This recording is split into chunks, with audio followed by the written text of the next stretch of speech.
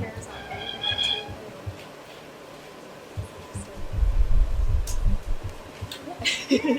Thank you all so much for coming.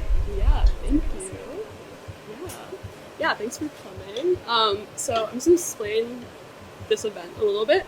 So I'm Corinne. I started Mother Tongue, which is a project that is about artist discussions and artist studios or homes, and it's really about like opening up the discussion with the artist and the audience and having it be something a bit more casual and free-flowing and really kind of just like the natural like exploration of discussion. And Mother Tongue comes from an essay by Ursula Le Guin where she talks about how in the art world and a lot of academic spaces we don't have enough connection with dialogue, and it's a lot more about father tongue, which is lecturing and kind of having to prove a point. So this is the opposite of that. And how these talks go is it's all centered around Maddie and her work, and thank you for having your work out and hosting us. Yeah. But we want it to be open to the audience, so feel free to intervene whenever you want, to talk about your own artistic practice, and ask questions whenever you want.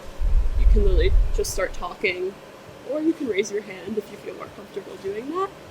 And we like to do a little icebreaker just to get people comfortable. So if everyone just like wants to go around and like say their name and where they're from, I can start. I'm Corinne, and I'm originally from Brooklyn, New York. Do you want to go? I'm originally from Long Island. I'm Nick. I'm originally from LA. I'm Luke. I'm from Florida. I'm Tommy. I'm from California.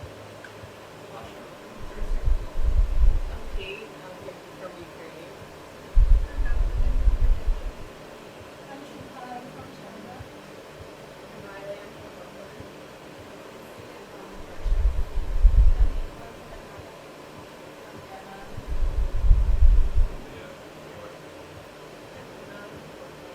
I'm Chris. I'm from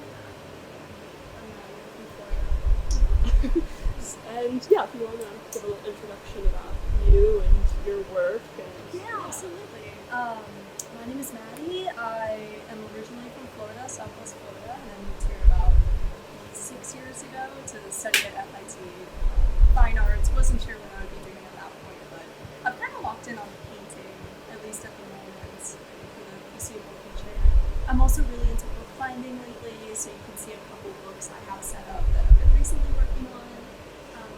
Let's see. I'm trying to think of anything else about it. It's interesting. So if you want to kind of maybe go through your studio and Yeah, totally. I hope everyone's had a chance to kind of poke around in here and see what's going on. This is vaguely sort of my section over here, and I share it with my boyfriend George here. He's a jeweler and a sculptor, and he has a setup kind of over here. I have this painting going on that's probably like 30% done. Kind of the messy middle stage right now. I have an inspiration wall. I've got this book right here I've been working on for the past couple months on and off. Those are the main projects I have happening here. Kind of toggling between painting and bookmaking and letting them sort of influence each other as much as possible. I like to keep fun objects in here too, as does George. So, that would be a nice boost. And before you were in this studio, you were working out of your apartment with George and also your brother, who's a musician. Yes, this is the first time I've ever had an actual studio space for my work specifically. Before this, I've been working, exactly out of my living room with George and Luke, which has been super fun, but sometimes you need a mental separation from home life, social life, everything. Just have a place you can really focus. And this would have randomly happened like 4 months ago. We just saw a listing on the marketplace and just jumped on it without thinking too hard about it. And it was a really, really great decision making. Really enjoyed being here. It was an old textile factory back in the day. And I think since like the 80s, or the 70s and 60s, so it's fun just like bumping into other artists outside and knowing there's other people also, just doing it like that. Do you think that's like helped you like create work, be more like motivated to create work, having a separated space? space? Definitely. I was getting really kind of fragmented, and I had my first ever solo show happen at the end of last year, and for that I was working out of my living room the whole time to make like, I think it was 8 paintings I ended up with, which was a pretty funny like undertaking within my apartment, like also sharing the space. So it just felt like time, and I finally like had some sort of budget to be able to do this. So it's been a huge help being here. I wish I could spend a little more time here, but we try to maximize it the best we can. I would say every other day probably we're in here for at least a couple hours. Nice. Yeah. And I feel like there's a lot of creatives here, and it's a natural situation to get stuck. And I was just wondering, how do you get out of a bit of a rut? Is it the studio? Is it people you surround yourself with? Yeah, probably a mixture of both things. I usually have this little like note up on the wall that says "just start," because I just get you just start dragging your feet when you don't think you have a perfect plan sometimes. I think I have to play a lot of mental games with myself to keep myself engaged, and I think a huge cheat code for me has been keeping a super open process at first and letting it be super free form and just trusting myself that I'll tighten it up later sort of thing. Just anything you can do to actually get in there and get messy and busy with it. I would say like for this painting, for example, I've changed my mind about it probably like 5 times at this point of what I even want like the subject matter to be.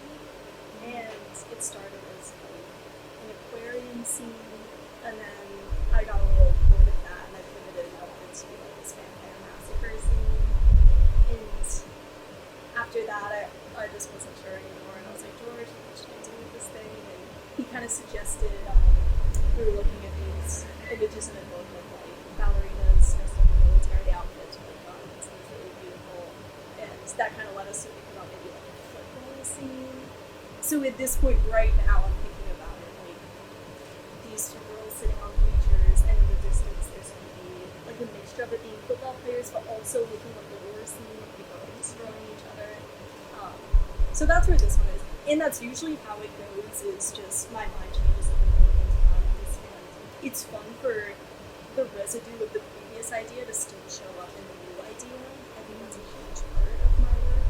There's always like these little things that don't make sense or come through, and those are usually my favorite parts. That's really interesting.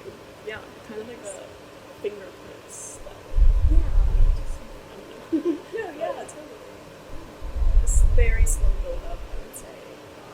But that usually gets me unstuck, is just having these kind of accidents all the time that happen. I kind of hope for accidents, honestly. And yeah, definitely surrounding yourself with other people. Like, I'm so grateful to George always, being there, literally right there to give me feedback and help me out with any sort of frustration. Yeah, it's fun to do the same for other people too, and always know what they're working on. Same thing with me too. Like, music influences me a lot with my work, and it's really awesome to be around creative people who are working in similar, working through similar ideas, but getting it out in a totally different way. So that helps me a lot for sure. Yeah. I'll open it up to the audience, to the room. Yeah. Do you work better on like a deadline? Like when you have to have something done by a certain time, or like just once you can waste time or like whatever. So which do you prefer? I prefer no deadlines. You kind of have to work under a deadline for sure. It's just a whole different mode of operating, I would say. I personally feel like being playful when you're in here is the best way to go about it to not get burnt out. I feel like it's a total work. I'd be curious to see how other people feel about my deadline versus my deadline on something. I've been working under kind of strict deadlines for the past like 2 years, just because of like almost, I would say, like for a minute there were like monthly shows that I was working towards, which got like, I was able to do it and I was really happy to do it, but you're definitely in a different mindset when it's like important. think the goal for myself right now is to work on really long-term projects without a deadline and purposefully say no to things, create a really healthy relationship and always get more burnt out for something there. But yeah, I'd be so curious what other people think about that, or if there have been harsh deadlines that you've had to work under and how that relates to what they're like. Does anyone want to share? Deadline or It's no okay, deadline? yeah. Well, I remember when you had the solo show coming up, we had to go to Alaska with our grandpa for like 2 weeks, and it totally like interrupted Maddie's like kind of like the timeline for the show coming up. And just like I remember that Maddie's work ethic was insane. Like while we were there to salmon fish, and like she was on the shore like sitting on rocks like sketching out the paintings and stuff. It's like a really insane like work ethic. And you pulled it off too. So. Thank you. But yeah, our living room was crazy. Yeah, that was such a trip. We had like 2 different vacations planned before I even knew the show would be happening. So it was insane. It worked out perfect. It was really fun. And I guess I'll open it up to the audience again of like, does anyone want to share like their routine when they're in a bit of a rut, or like what's their process when like starting something? I myself want to like work in experience. So it's either like if I don't know what to do next, I either have to like consume a lot or consume nothing. You know what I mean? If I stick to whatever it is that I was doing, like I'm sticking to a routine of like being on the phone at this time or that time, or spending some allotted quantity of my day in the reels or my feed or whatever. Either pushing myself to like go harder and spend more time, or cutting the consumption out entirely and like turning off, just trying to like sit, for as long as I can without doing anything. I don't know. It's nice to think when your brain is like really saturated with information. If you watch like 4 long movies in a row and you try to think at the beginning, you're more likely to come up with an image that reflects what you consume, and it's easier because it's fresh. But if you feel like that's, or at least if I feel like that's too derivative of what I've been looking at, the inverse is also true. I can sit with myself for like a day or 2 and not look at anything, and isolate fully and go crazy, and the images that come up are more reflective of that. It's whatever you have in the most competitive time. Is it a totally intuitive decision of whether you're gonna keep it bare bones with nothing or to fully be immerse yourself? I think it depends on like the time that I've been having. Like if I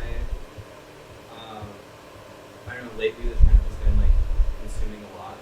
So the next things that I'm gonna work on are probably gonna try to isolate and desaturate, everything that isn't just my own experience in my head. But after I do that for like 2 months, I'll probably swing in the other direction, and I'll like spend a week or 2 doing nothing but like facing the screen or in a book or whatever. It's really interesting. I feel like I relate to that with like my workflow. There's weeks where like it's reading all the time, writing all the time, also like being on your phone all the time, and then there's weeks where you're just like kind of mentally on vacation. Yeah, it's nice. It's nice to have that breathing room, and it like, I don't know, it makes it easier to find a rhythm, at least for me. It makes it easier to like get started, which I have the most trouble with. I don't know, I really relate to just starting out. That's like something that I gotta start installing. Yeah, Michael Jackson style. I don't know if you guys have seen the new movie, but he writes little he would write little post-its for himself on the wall with just like inspiration or like religious notes or whatever. You are going to be the greatest artist in the world. It's cool. It's really cool. I want to start doing that. Total manifestations. Yeah. And we titled this talk First Tongue because you feel like creating visual material is your first language. Do you want to expand on that in any way? Yeah. I've never felt like I'm particularly good with words. It definitely comes a lot easier to me to work in a visual way, like since I was little, it's always been that way. I'm sure a lot of people probably relate to that. It feels like I definitely get the closest in my life to the truest meaning of what I'm trying to say through visual means. Usually it's a super, super slow build-up, but I'll get there, I'll arrive at that point that I never arrive at through speaking, communicating verbally. And something about this work too is that this is sort of honestly the only place in my life where I feel like having a sort of sensitive touch and gentle nature is rewarded heavily.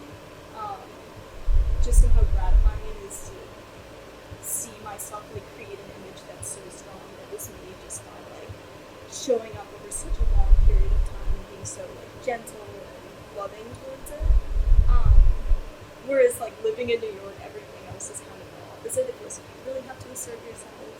You have to be loud. You have to be, a certain way. If you're working some others with a day job and want to be respected and move up the ranks or whatever, it's totally not appropriate to just be like, I don't know, yourself sometimes.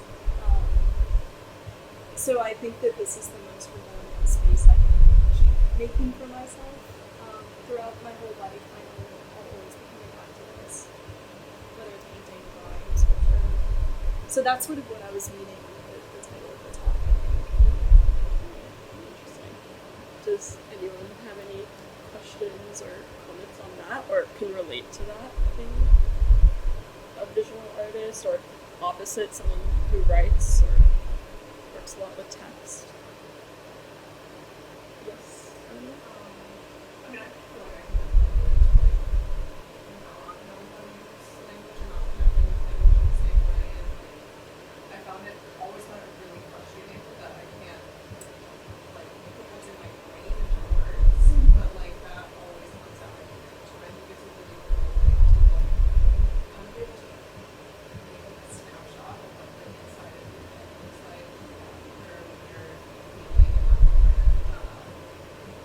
Especially like for someone like me, like I never know what I'm feeling, but like it sometimes really surprises me when I like make a piece of work and it kind of like brings me clarity. That's a good feeling. It's the best feeling ever, isn't it? To be finally got that is sounds really good. Do you get like an image in your head and then paint it, or do you like find it really hard through it? Because I've never been good at like drawing. I suck at it. I'm so bad at it. So like, how does that work? Like, do you see the whole painting in your head first, or do you just start and then just like use your intuition? Usually super intuitive. I don't know if I've ever had a situation where my painting ends up looking like a certain way I thought it would. Yeah, I've heard of some people like having a vision when they go to sleep about something, or like waking up and painting and it's perfect and all that. I really like doing it more like baby steps. And, as I mentioned earlier, kind of like changing my mind about it a million times. The starting point is usually something really, really simple, and I don't know why I'm really attracted to it, but I just am. Like with this painting, for example, this entire starting point for the painting was this album cover for Obsession by Animotion. It's like these two figures, and the girl has just like an outlined triangle as her legs, and I just thought that was sick, and that's all it was. I was like, this is sick. I want to make a painting where it's focusing on that, or at least use that as a launching point for it. So then that would lead me to start looking at different futurist paintings and how people are using harsher angles and like sharper forms, which I haven't really done before. But it'll just be this progression like that, in a super, super random way. And then I never know what a painting means when I'm starting it. It's just, you just want to keep working. You just want that tactile feeling. Yeah. It's sort of the second nature to me, I guess, to be able to articulate it in that level of precise image, if that makes sense. Yeah. Oh yeah. That's I wonder, do you relate to that at all? Like, what consider it? Yeah, I write. So yeah, sort of the same thing. I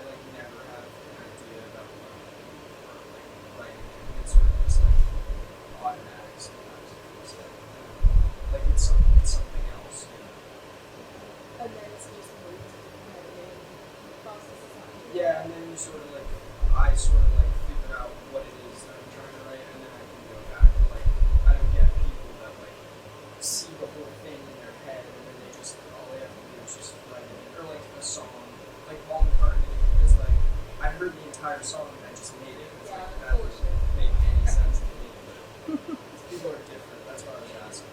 Yeah. Interesting. It's also like trusting your intuition because there's a reason why you think that triangle shape is so sick. That like decision is informed by your entire life and your entire like taste that you've learned over decades and years and years. So there is like a reason for every choice you make, but it's hard to articulate because it's just so like natural and unique to you. Yeah, that's such a great way to phrase it. It's like you just haven't figured it out yet, but there it is. What Like more years do you later need? you'll look at it and go, oh, yeah. Yes, that always happens. It's like years after you make something. I don't know if you all find this, but you're like, oh, that's where I was at. That's what it was.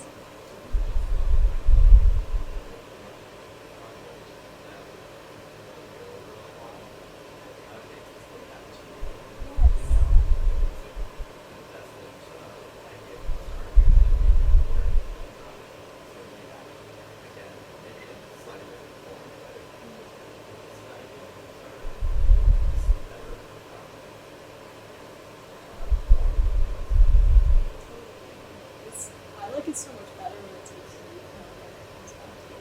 It's totally true that a work will start just speaking to you and guiding you after a certain point. It sounds kind of, like, but it's so true. This leads naturally into my next question or comment about like being secure with your work, and you were talking a bit about a past mother tongue talk with artist Amani Williams, and she got advice from her professor that was along the lines that the person who's going to fill the gap for the work that you want to see in the world is yourself. And I really liked that you pointed this out when you listened to the talk, because I feel like that made me feel very confident like in this project. Like it's something that was like lacking, and I was wondering if you want to expand on that, especially like with your work and when you were in school and just in general. Yeah, like you have to be the person to create the work that you want to see. Sometimes it can feel like where you're going with your work is such a natural thing, and it's like, why didn't every single person in the world come to the same conclusion because it just feels right? But then you think about how you probably had that same exact thought like 2 years ago when you were making your work, and then if you looked at that work now, it's like, oh, like I'm in a totally different place. I don't know, you just have to follow your gut and run with it. And something that stood out to me a lot, this is very slightly unrelated, but one of my professors, Nick Lumia, he really focused on this idea that you don't need to have this grand idea to get a work started. It can be something so simple and mundane. And if you really think about almost any piece of artwork that you really enjoy and connect with, usually it isn't like the most huge, grand, elaborate idea. It's something so small and intimate. I think of like Bernard's paintings, and intimism, and how really all his paintings are usually just like a woman or two women sitting at a table or in the backyard. He rarely ever breaks the bounds of being inside of his home.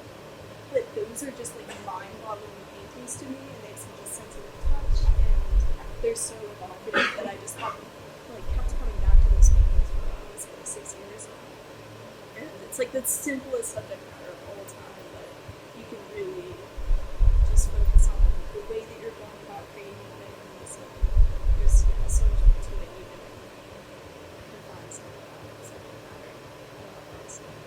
Yeah, that's great.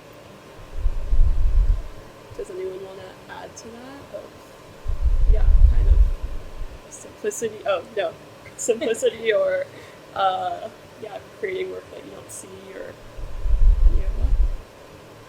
I think when you are mentioning that, you're thinking about like that spider web, like you're starting essentially like a really small thing, and you expand and connecting to, because I see like there is a variety of texture and also layers in the painting, when you are changing your mind of get a kind of new idea, will you find some like new inspiration for those for like the new ideas, or you'll just maybe thinking of things in your memories or That's a cool way of thinking about it, kind of like an event that you're continually adding to. Um, yeah, I like thinking about there being a little bit of residue. Like, say you work for an entire day and there's only, like you change the entire surface, but there's only one section at the end of the day that you actually feel connected to. I'll just scrub the rest of it and just keep drawing that section. And I think if you keep working like that, whether you're drawing from totally new sources or something else pops in your head, I don't know. I don't rule out any inspiration whatsoever. Usually my inspiration isn't even visual, it's from music or something like that. So yeah, I think you just have to go with whatever is coming to you in the moment, because you're going to be in a different mood every time you come to the studio. You're going to be in a totally different headspace. And I think that's the way that you can make your most kind of intimate, true work, is just showing up exactly how you are and not letting yourself feel held back by, oh, yesterday this is what I wanted to be, so let's see what was yesterday. What makes the past be better than the present be? Do you struggle like finding an ending point with like a painting, or does it come up naturally? Be like, oh, like this is done. I don't know. It totally depends, I guess. If it's a deadline, shit's got to be done. Like, you don't have any say in the matter. You can just do your best, I guess. Just work on it as much as possible until there's nothing else you feel needs to be worked on. Usually, I don't struggle too much with the ending of something. You can also just be so kind of mentally overlooking at the same thing that you're totally ready to move on. Usually halfway through a painting I'm working on, I'm already starting a new folder with ideas for the next one, which I've already started doing with this, and this is not even close to being done. But yeah, I think it's about when new inspiration is hitting you, which I feel like usually happens when you're in the middle of something, but it doesn't correspond to what you're doing in my personal experience. Do you get really like antsy to like finish a painting, like when you've already sort of like collected inspiration? In a way, I like to be as patient as possible with it, especially when there is no deadline. I always really, really enjoy taking my time. I feel like I'm always just scavenging for like a good amount of time in the studio, just because of my just life schedules. That I'm really doing anything I can to not feel fragmented about it, or like trying to stress myself out by working fast. It's like any opportunity I have to really slow, I'm gonna definitely take it, at least right now. Does anyone want to add to that? I'd be curious to hear like how important like battling painting is. Like if you feel like that's like an essential part of like making the painting for you, or like if a painting comes really easy, do you ever feel like it's like missing something? I still haven't even put really my finger on what it is. I definitely enjoy the struggle, for sure. I want there to, feel like I've overcome something or grown in a certain way. I think that surprising myself when I'm working is definitely the best feeling. I feel the best about something I've done when I've come up with something I never kind of dreamed of before. So I think that's probably my gauge of whether it's like successful or not, or if I've really struggled enough with it. Yeah, sometimes I've made paintings in the span of like a couple days, almost on accident, because I just leave it alone for a second. And I'm like, okay, this actually could work, and shit's supposed to be done like 2 days ago, so this is what it's gonna be. And in that case, I never really feel connected to those paintings. And then those always happen to be the ones that everyone else feels the best about. It always goes like that. It's fun. But yeah, I don't know if that. Yeah, definitely. How do you feel about that with your work? I feel like it's a pretty simple. I agree.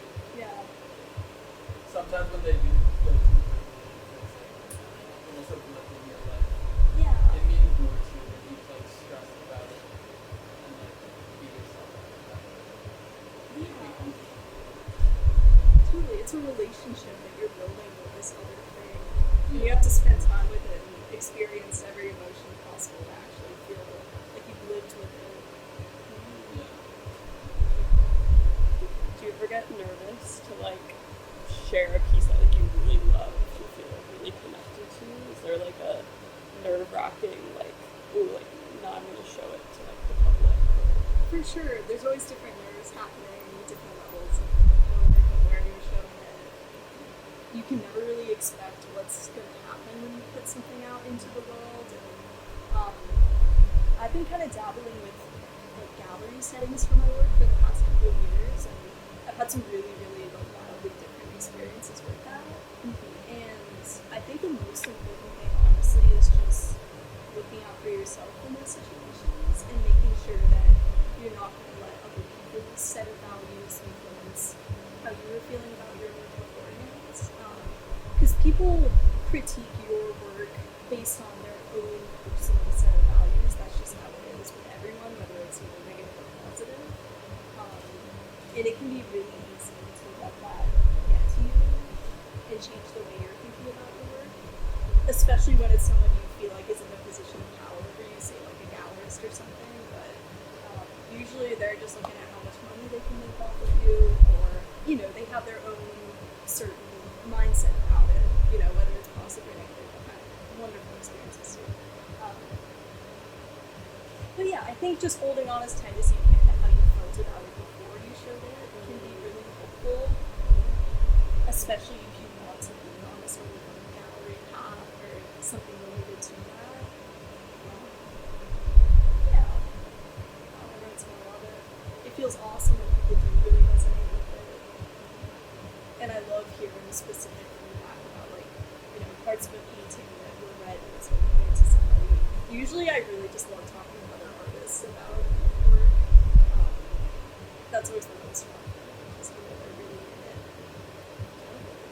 Do you want to talk a bit about, just knowing you, it seems like you have so many lovely friends who are artists and a great community. Do you want to talk a bit about your artist community here in New York?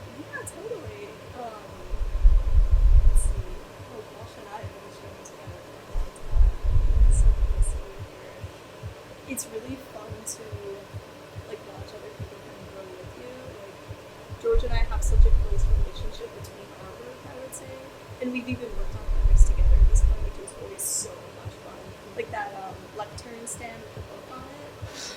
We collaborated on that, and I had such a good time doing that. And that keeps the ideas fresh. And working with someone else on something too is a much different experience. It lets you kind of loosen up a lot more than you even do with your own work, I think, which is awesome. Different materials can influence one another for sure. It kind of just expands how you're thinking about art in general, or what can be possible. Yeah. I don't know. It's just people are always going to surprise you. Either to support you, which is awesome. It's important to show up for other people.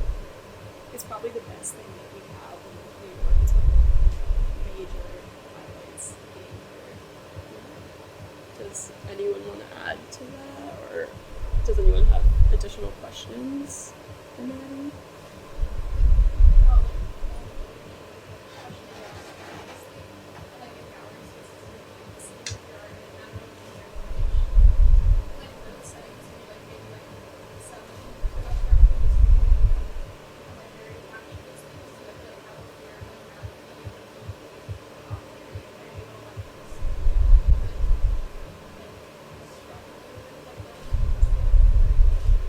To be totally honest, I'm kind of ready to see them go.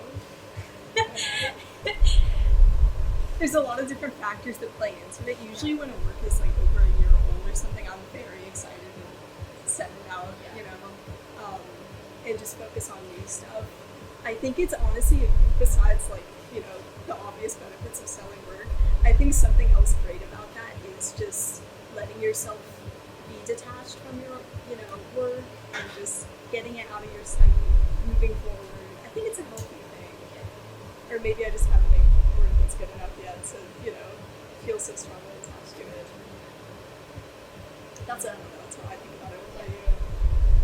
Do you have any thoughts on that?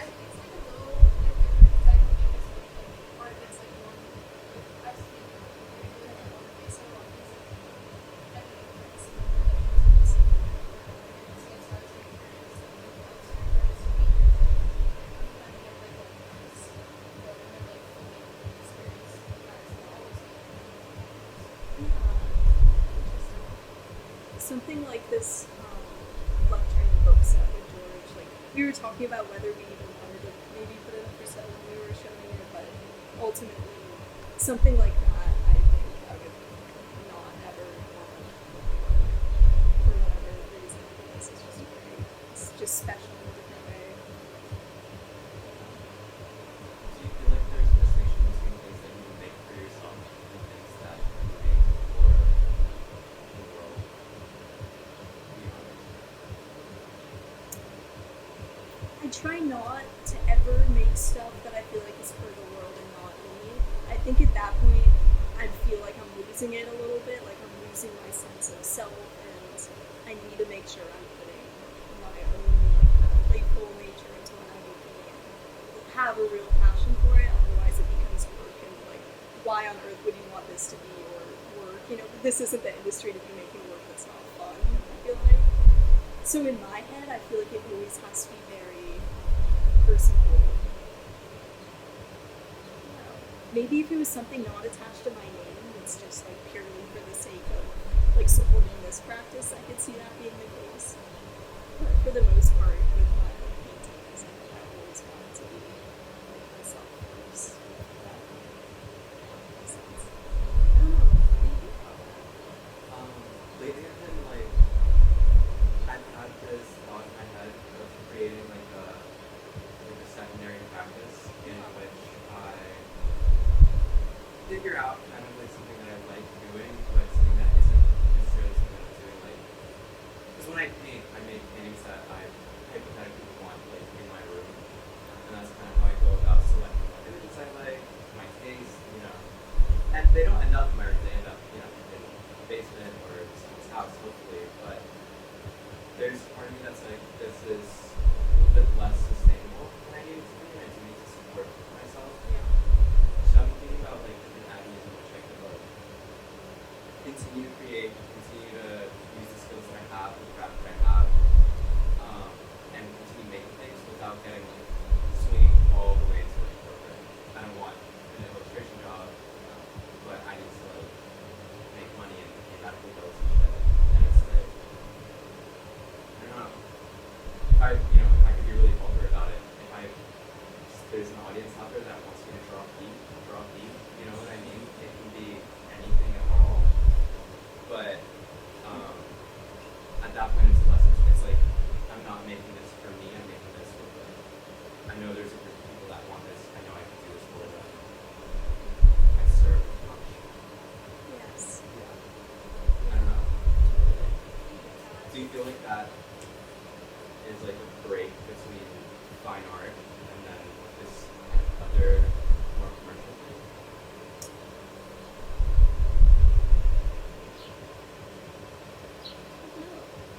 I think if you're self-aware and can make that mental separation between the two things, which is always easier said than done with painting, like actually separating. I don't know, in my personal opinion, like, why not go for it if it's going to be a separate thing, you know? But as far as, like, I'm just so against, like, letting any exterior thing encroach on your, like, very, very precious headspace.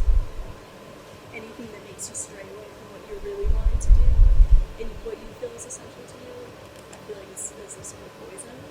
But if you can categorize it well, then that's probably ideal. That's my take on it.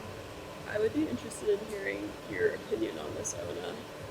Not to put you on the spot, but because Ona's an illustrator, and it kind of goes into that where it's something that can be really easily like go into the commercial world, even though her work is like not commercial at all. But like even just like within her like beautiful motifs, like people have been like, oh, like you could make this into a postcard, or you can make it into this where you can like sell it, and it would still be her artwork, but also like then she has the pressure of like having to sell it, and like does that end up taking over her artistic practice? So I don't know. You want to add to that? I mean, I feel very similarly that, yeah, like I only want to make my work for me, and I've never made my work with the intention that anybody else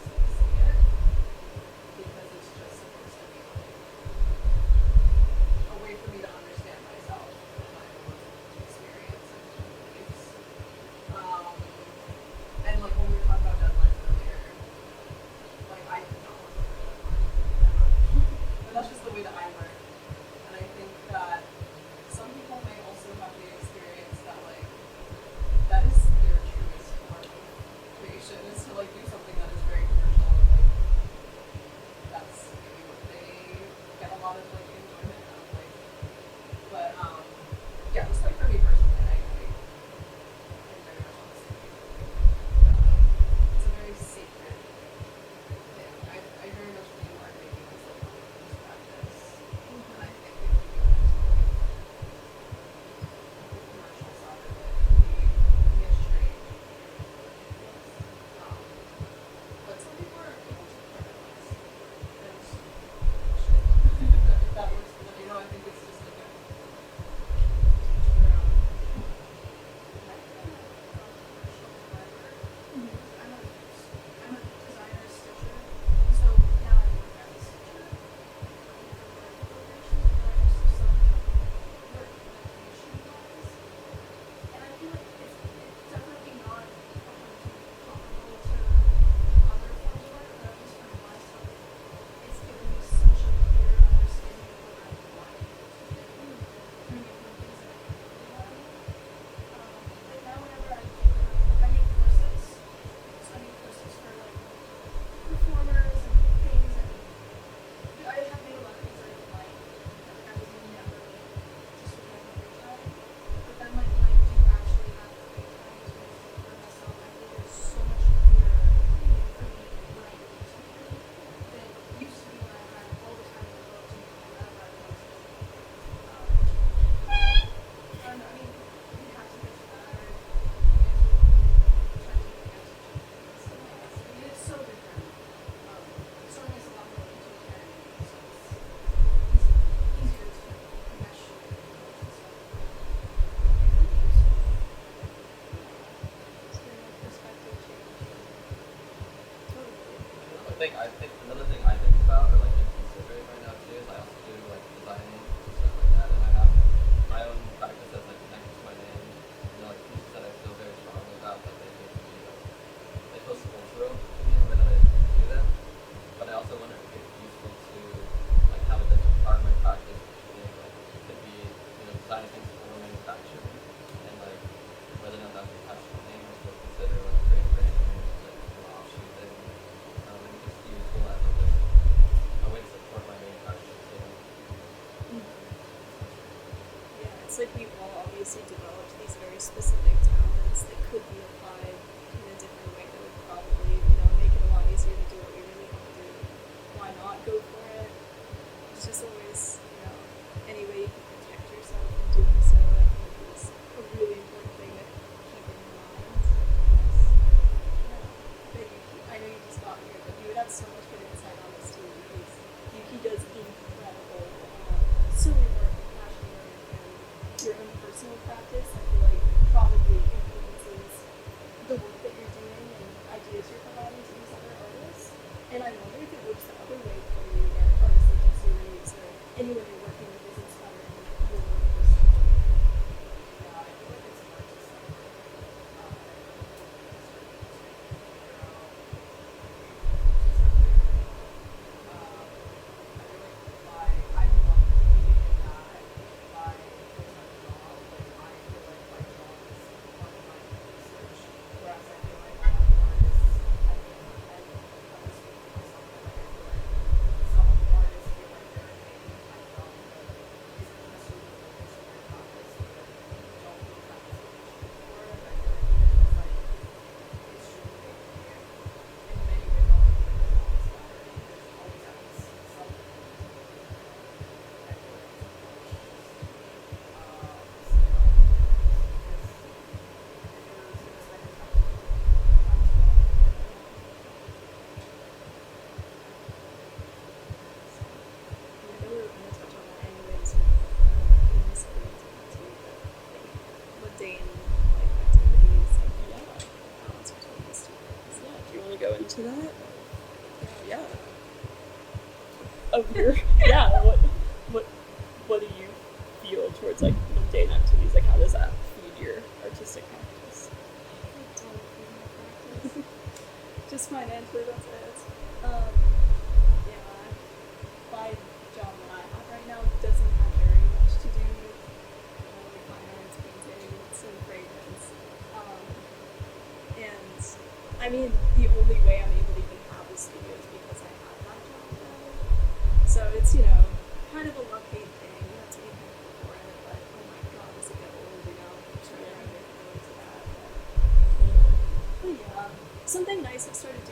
right next to old St. Patrick's Cathedral, so every lunch break I have, I'll go in there now and start working on like a continuous drawing of.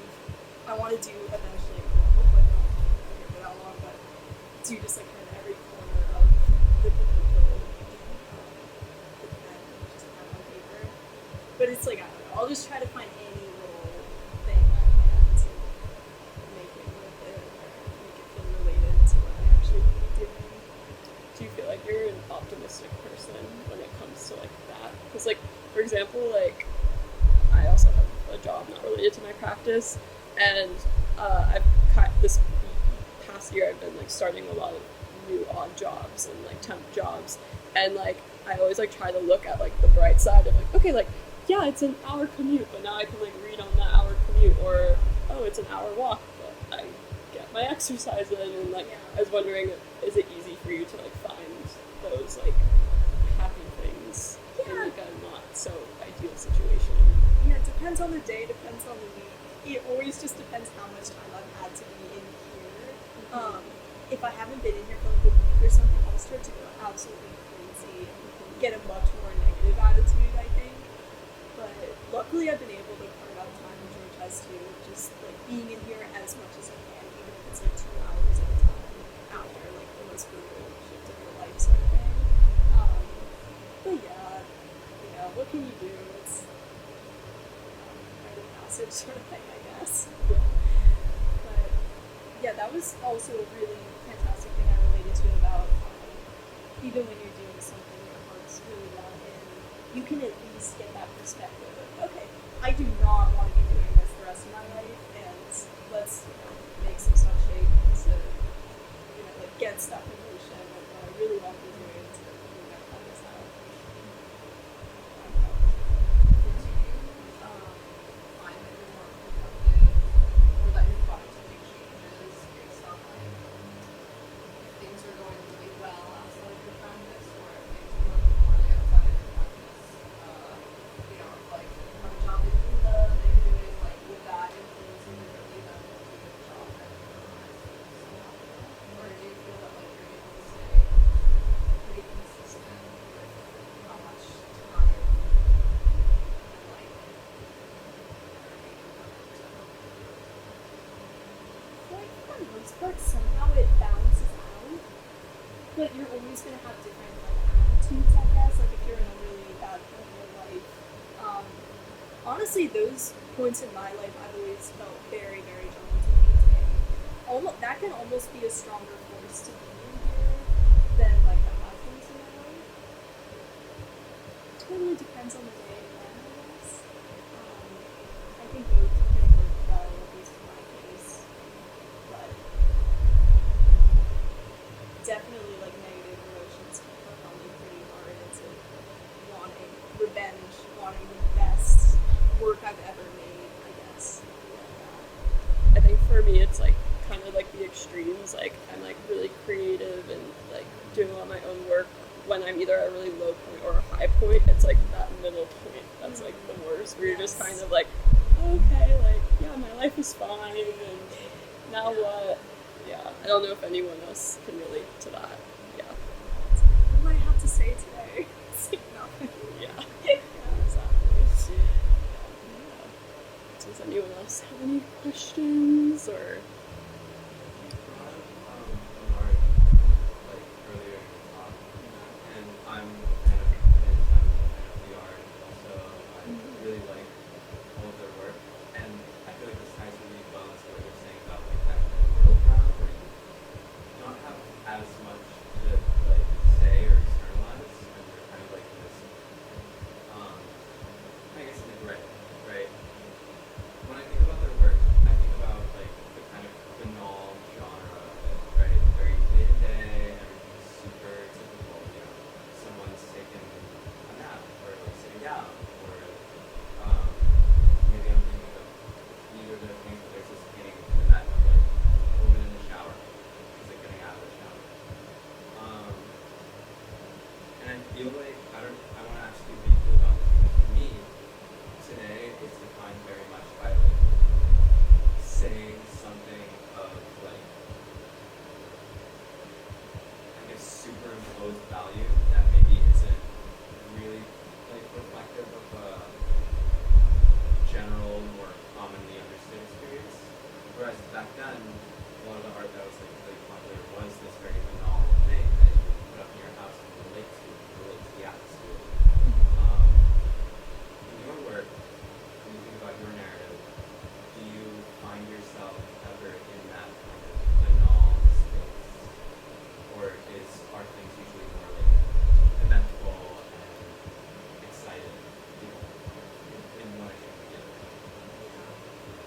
think I'm naturally more drawn to bodily extremes, really visually interesting things that I come across. Like war has been a huge influence on the subject matter in my work, even if it looks very obscure. I think the ultimate like holy grail that I would like to see in my work would be to take a super mundane subject matter and then, you know, do what Bernard does with that, just turn it into something, you know, incredible. I think that's why I like subtle textures and patterns so much in work, is because it lets you really get into the grains of the piece that you're working on and build it from the ground up without even adding paint yet, just stamping textures into the gesso, like every single step of the way, just treating with such care and kind of an even care, I guess, and upkeep of it, like not letting any area be left behind, even if it's just like the most simple, even like a color walk area, just having something about it that's very precious to me. I was just mentioning another professor of mine who's really stuck with me in school was saying how every single piece of your work should be serving at least 3 functions. It can't just be literally what you're painting. It's got to relate to, you know, like another upper corner of the painting, color-wise, it needs to be, you know, bouncing around. Yeah, just letting every single minute detail serve different functions. That's something I'm always thinking about with my work, and not letting myself just get stuck with one tiny, you know, area of it and building out because I like it in those.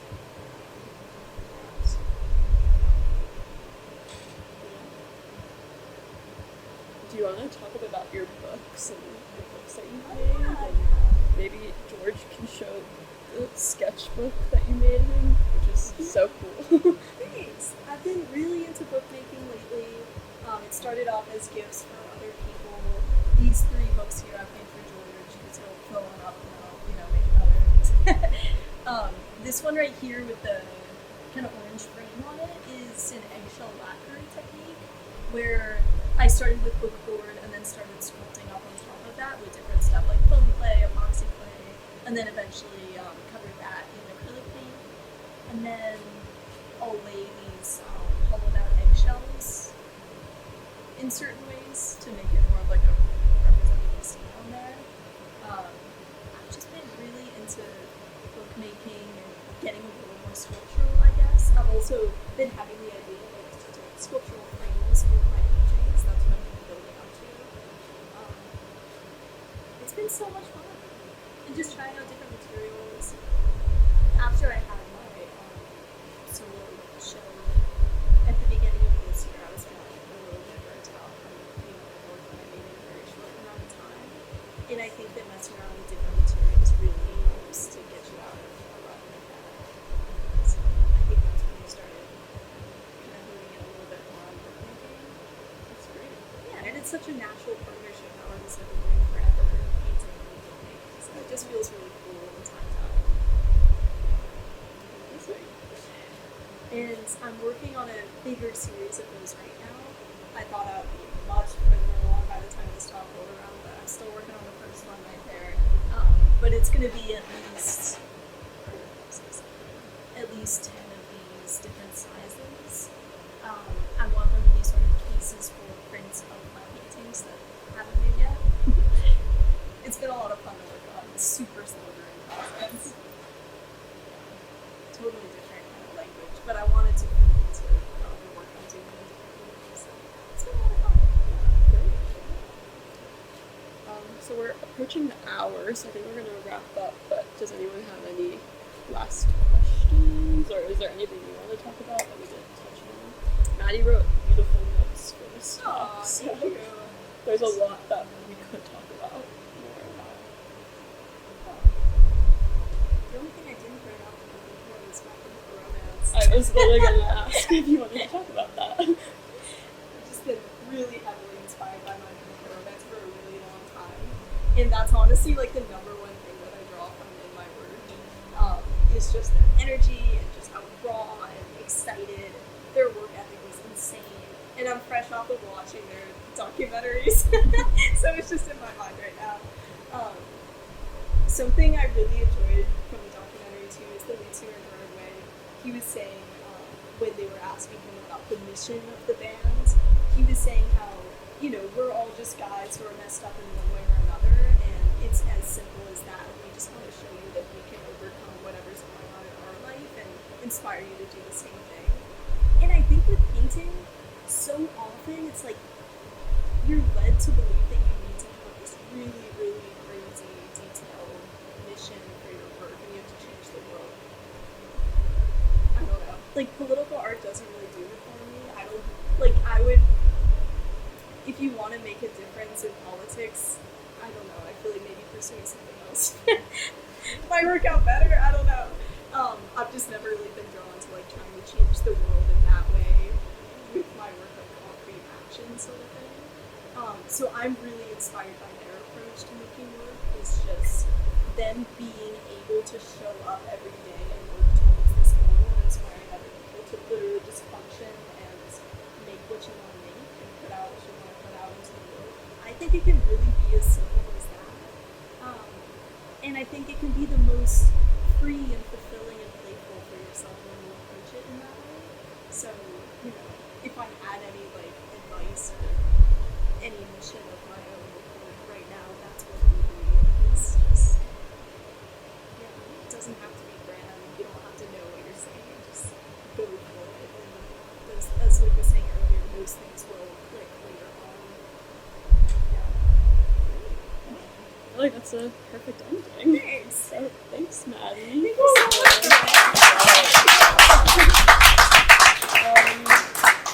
As you can see, this is recorded, so you can find the recording. I upload them on YouTube, and you can also find it on my website, which is mothertongueart.com, or you can follow us on Instagram, which is mother_tongue_NYC. And yeah, and you can find Maggie's work also on her Instagram, and you have a show coming up. Yeah, Yeah, I do. there's August 14th. in Chinatown. Yeah. But Yeah, thanks. Thank you so much. Mhm. Amazing. And we're gonna go, what's the bar Oh called? yeah, there's this bar called The Key that's like probably a 2-minute walk from here, super close. If anyone wants to join, we're just gonna probably go hang out over there. Yeah. Thank you all so much for coming and participating. Thank you It's been so much guys. fun. You're right on time. It's crazy. Wow. Yeah. Thank you. Yeah, thank you so much.